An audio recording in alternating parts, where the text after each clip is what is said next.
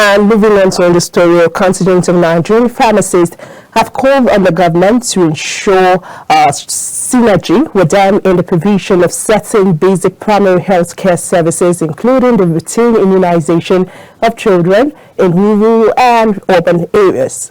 This was disclosed at the summit by the Association of Community Pharmacists of Nigeria in Abuja yesterday. It was aimed at examining the means of expanding frontiers and tackling challenges such as multiple taxation and pilfering. And here's more on the story. The Association of Community Pharmacists of Nigeria has held a business summit to examine ways to plug leakages and expand frontiers.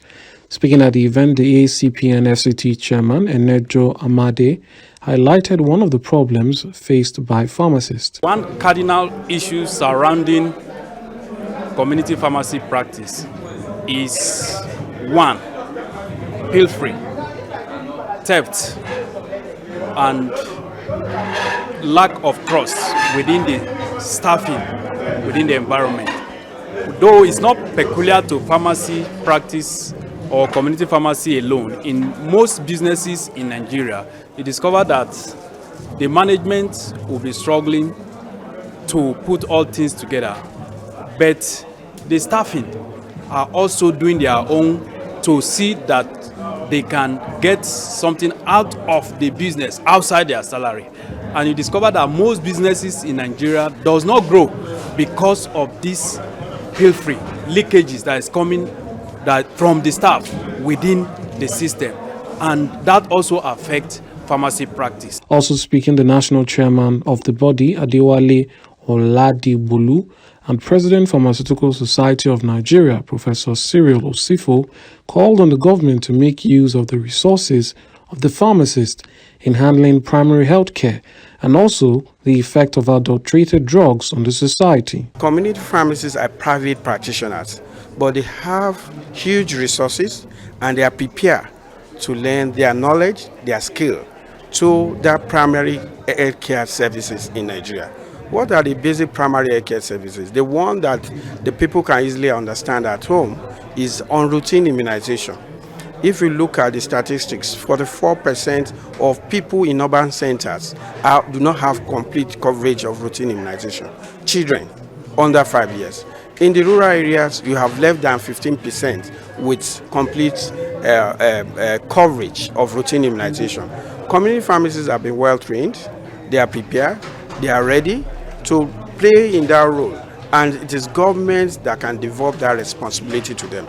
It's like having a huge resources and neglecting it, whereas people are dying. We have been having a lot of conversations about substandard drug and or fake and adulterated products, as the case would be.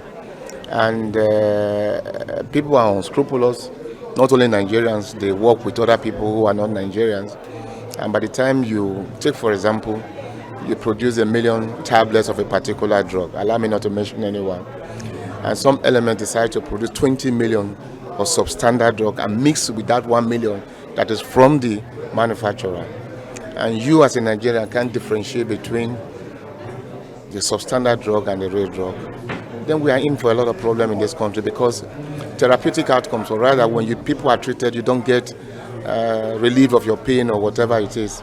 And so these are the problems we are talking about. The keynote speaker, Yunusa Bello, urged pharmacists to fill gaps left to quacks. You go to the social media today, you see all sorts of people talking about herbs they don't know anything about.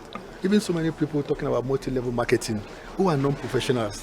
It's pharmacists that should be at the beacon, at the front line.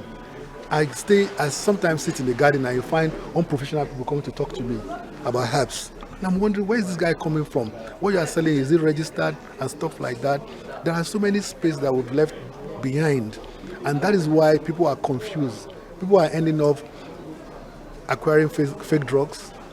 People are going and ending up in the hand of these disruptive people who are just there for business. But pharmacists will do it ethically, professionally, in such a way that patients will be happy and they will benefit. The summit had the theme, Business Survival in Crisis Environment.